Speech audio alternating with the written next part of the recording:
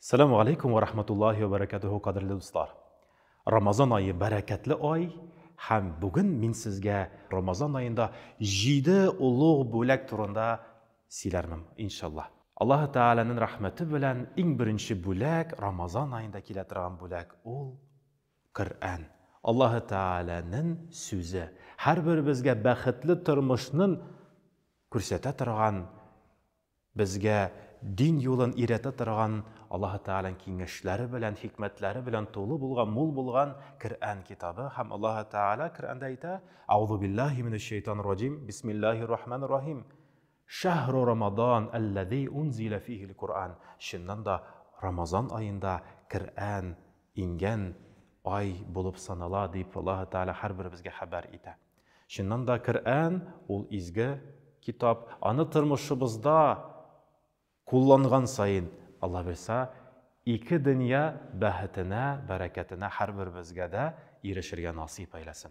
Hem ikinci bulak ol Allah Teala'nın uluğ bulagi uraza tutu. Uraza ol bik zor deva. Deva ten ağırtılarından da, can ağırtılarından da. Şundan da uraza tutuğumuz bilen biz paklanabız. Arınabız, naşar gadetlerden yıragayabız.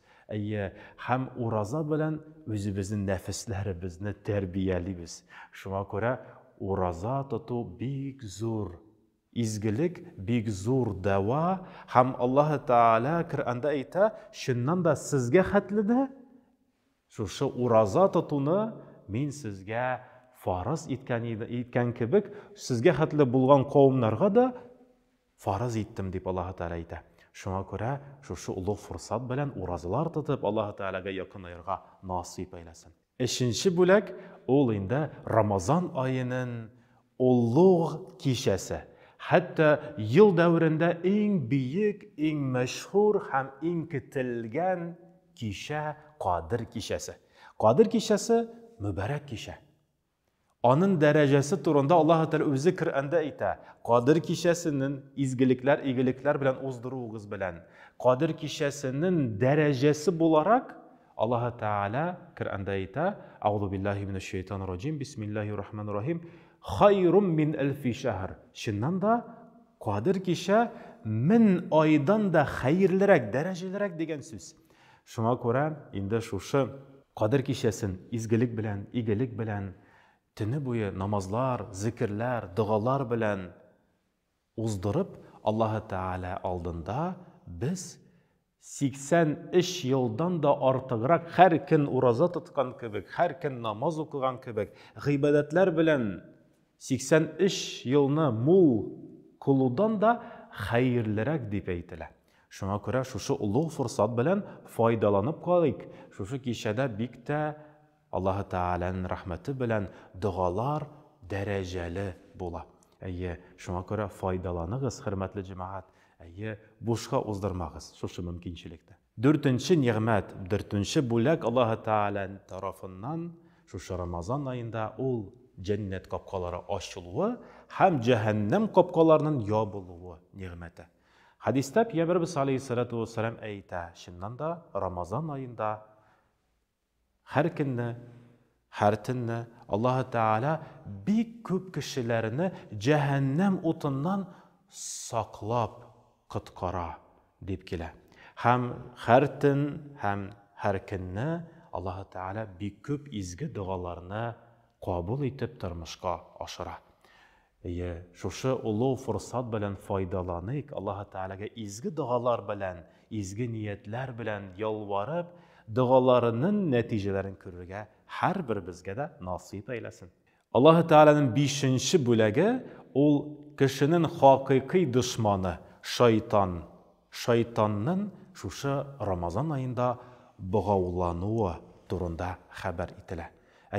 Şeytan kim ol? Şeytan ol biznin şin hakiki düşman. Çünkü Allah Teala aldığında da ol Kur'an'da bilgilengen Allah Teala Kur'an'da ayta: "A'udhu billahi mineşşeytanirracim. Bismillahirrahmanirrahim. İnnehu lekum aduvun mubin." Şundan da o sizge en aşık, en meşhur düşman. булушы дип Аллаһ Тәала безгә хәбәр итә. 6нчы бүләк Аллаһ Тәаланың рәхмәте белән ул тәравих намаз. Тәравих намаз рәхәтлек намазы дип атала. Ягъни намазлар укып, зикрләр әйтеп, салаватлар әйтеп, дугалар белән Аллаһ Тәалага ялвару белән без Аллаһ Тәалага җаныбыз белән дә, тәнебез белән дә жал итеп, Аллаһ Тәалага ялварып, якынаю улуг гамәле булып санала. Инде Пәйгамбәрбез алейһиссалату вассалам хадисләрен берсендә әйтә: "Мән қама Рамадан", кемдә кем Рамазан айын намазлар белән кичәләрен, төннәрен, галимнәр әйтәләр, хәтта шушы тәравих намазы турында сүз бара. Иманан ва ихтисабан, шин иманы белән, күңеле белән, ихласы белән Аллаһ Тәалага ялварып, изгелекләр белән мул кылып Аллаһ Тәалага якынайса, гуфира лаху, анарга зур бүләк бирелә. Бөтен гөнаһлардан арына, изгелекләр белән үзен мул итә. Шәт иншаллах. Яңа сабый, фитри бала кебек гөнаһсыз булырга да мөмкин без Аллаһ Тәаланың рәхмәте белән изгелекләребезгә. Бик ихтибарлы булсак, һәм Аллаһ Тәала изгелекләребезне кабул итсә. Шәт иншаллах. Һәм тагын бер бүләк, улуг бүләге, ул бәрәкәт.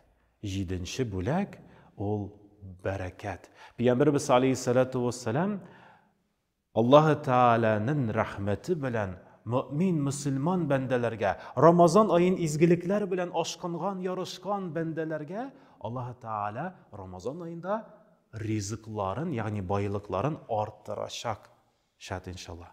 Һәм башка бер хадисендә Пәйгамбәрбез әйтә: "Әгәр дә бәндәләр Аллаһ Тәаланың Рамазан айында килгән бәрәкәтен, бүләкләрен, ниғмәтләренең нинди дәрәҗәдә күп икәнлеген белсәләр, ул вакытта бөтенесе Аллаһ Тәалага ялварырлар иде: "Я Раббым, 12 айның да бөтенесе 12-се дә Рамазан айы булса иде" дип дуа кылыр идегез дип хәбәр ителә.